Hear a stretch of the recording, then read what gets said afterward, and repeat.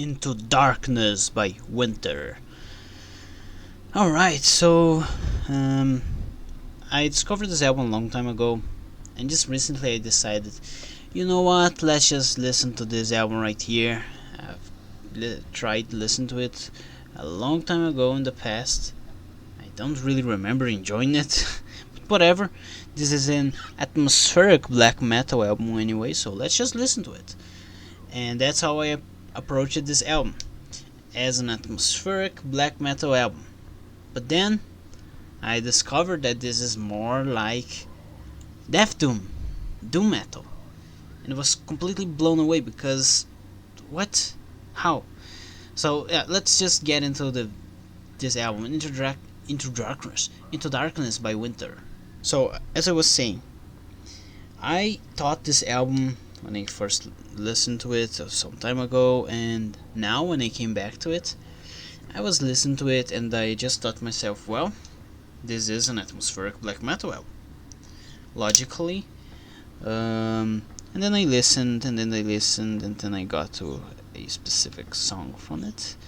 And I was like, oh, this sounds much more like a Death Doom song rather than a black metal song. What's up with that? Why did they make this song like this? And then after I finished listening to the album, and after I wrote all the notes for this review, I decided to search this album on the internet and see what we have up there about it. And I discovered that this album is actually a death doom metal album, not an atmospheric black metal album. So when I discovered that, I was just completely blown away, and now everything makes much more sense. So yeah, let's talk about the contents in this album right here. First of all, of course, let's talk about the artwork. It's like these two people passing by a cemetery, all in black and white. This looks so creepy, and I really love it. So yeah, that's the cover. Let's talk about the songs themselves. Oppression, Freedom, Oppression is just an intro song to set up the atmosphere of this whole album. And after that, we have Servants of the Warsman, which is the first real song. I do like the screeching guitars and the percussions. The vocals, not really that much though. So yeah, this first two songs, the intro and this one, Servants, I just found them to be so much black metal that I completely ignored other genres when I was listening to it.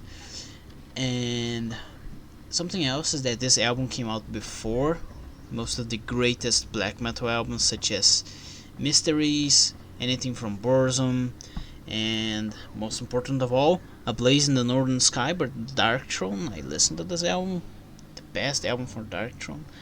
So yeah, I like to think of this as very early black metal, but apparently people on the internet say that this is death doom metal, which I can see because I've listened to a lot of October Tide. I've listened to Brave Murder Day by Catatonia. So yeah, I can see why people say that this is death doom, but I don't see it that way at all.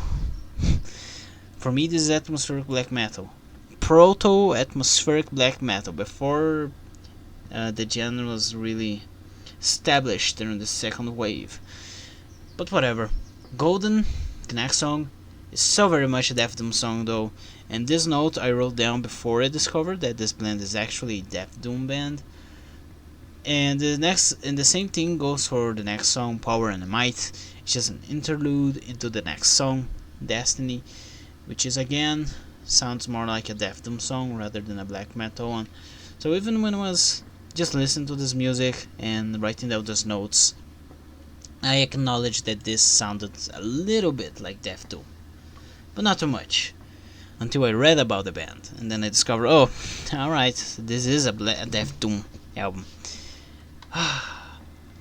Eternal Frost has some of the evilest sound effects in the background. It's like some screaming, mumbling, whatever in the background. It's like some ghosts are in the song, which makes it more of an horror track, which makes me enjoy it more. I enjoy the song a lot because of that. Eternal Frost much more interesting because of that. Oh look, Eternal Frost, a song by the band called Winter. Into Darkness is the title track and also the closing track of the album. Not the best song. I'm gonna say not the best song in this album right here, but well, it's a good one. It closes the album well. So yeah, those were the songs in this album. There's not much else for me to say about them. Let me just. So as I said, I approached this more like a black metal album, but I did notice that there were some death doom elements in it. That was weird. So when I wrote down the notes before I read about the band, I did acknowledge, there are some death doom elements in it. Although I do find this album much more an atmospheric black metal album. But then, after connecting the dots, yeah, this is. You can call this a death doom album. I can see that. So, yeah. At the very beginning I said that when I first got into this album I didn't really enjoy it, and now I also don't think that this is one of the greatest albums of all.